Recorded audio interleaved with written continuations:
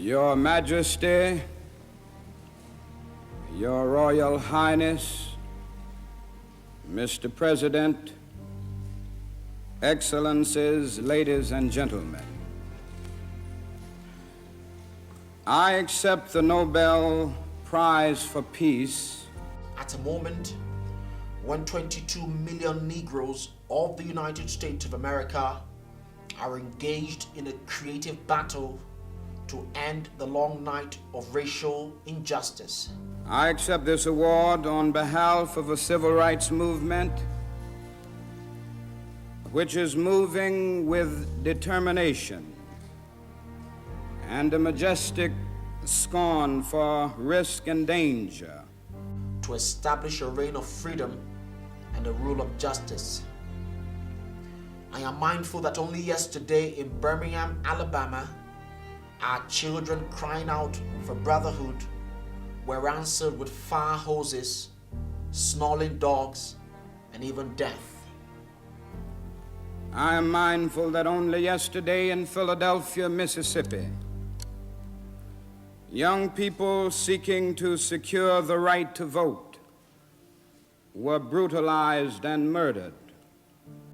I am mindful that debilitating and grinding poverty afflicts my people and chains them to the lowest rung of the economic ladder.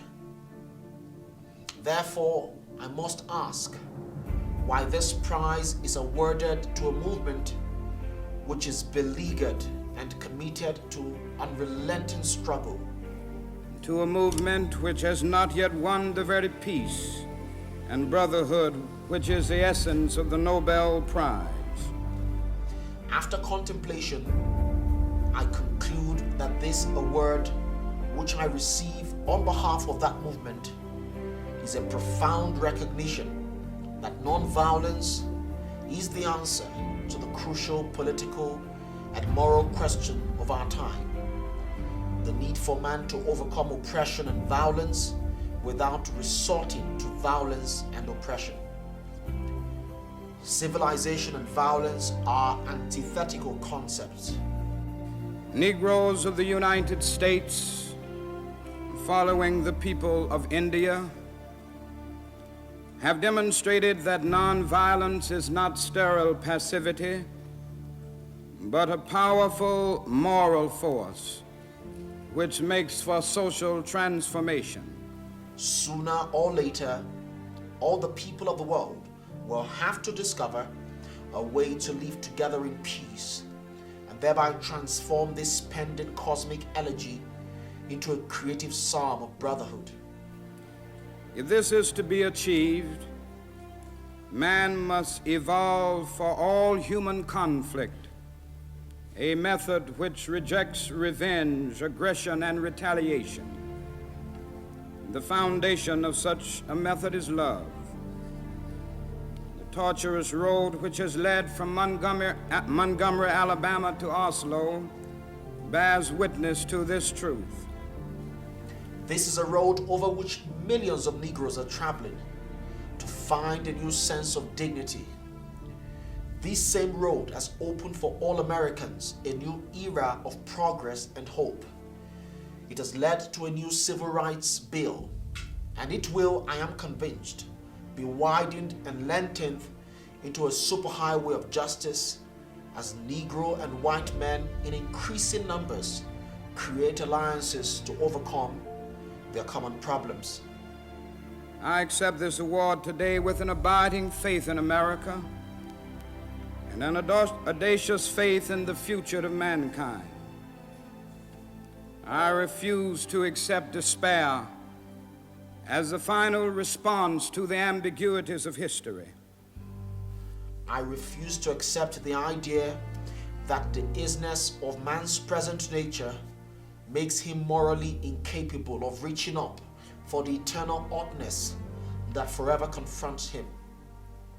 I refuse to accept the idea that man is mere flotsam and jetsam in the river of life, unable to influence the unfolding events which surround him.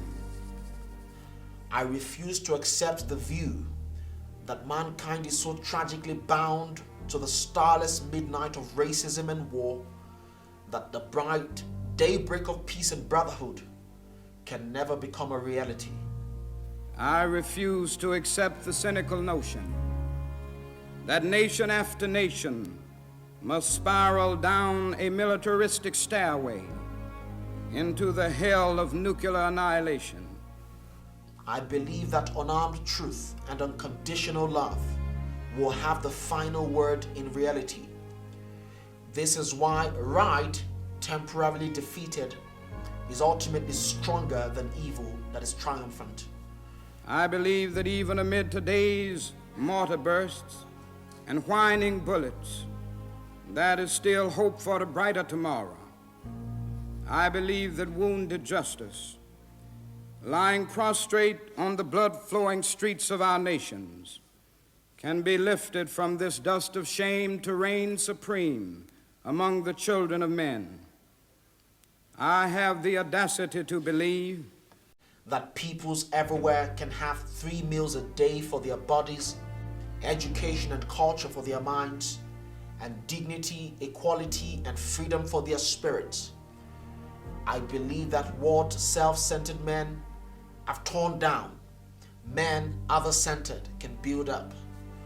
I still believe that one day mankind will bow before the altars of God and be crowned triumphant over war and bloodshed. The non-violent redemptive good will proclaim the rule of the land. And the lion and the lamb shall lie down together, and every man shall sit under his own vine and fig tree, and none shall be afraid. I still believe that we shall overcome. This faith can give us courage to face the uncertainties of the future.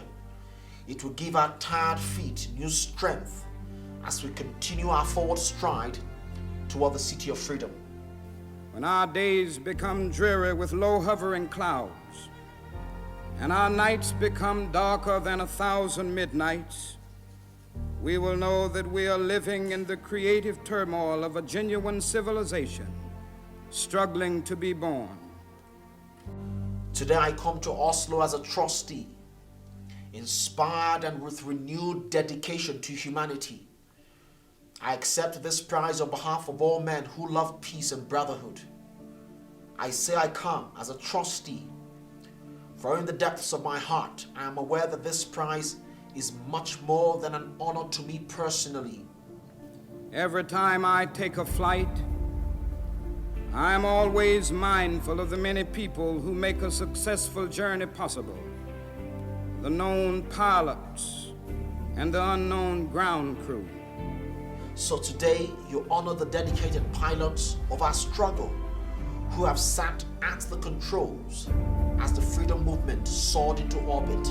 You honor once again Chief Lituli of South Africa, who struggles with and for his people are still met with the most brutal expression of man's inhumanity to man. You honor the ground crew, without whose labor and sacrifice the jet flights to freedom could never have left the earth. Most of these people will never make the headlines. Their names will never appear in Who's Who. Yet, when years have rolled past, and when the blazing light of truth is focused on this marvelous age in which we live, men and women will know and children will be taught that we have a finer land, a better people, a more noble civilization. Because these humble children of God were willing to suffer for righteousness' sake. I think Alfred Nobel would know what I mean when I say that I accept this award in the spirit of a curator of some precious heirloom, which he holds in trust for its true owners. All those to whom beauty is truth, and truth beauty, and in whose eyes the beauty of genuine brotherhood is more precious than diamonds or silver or gold. Thank you.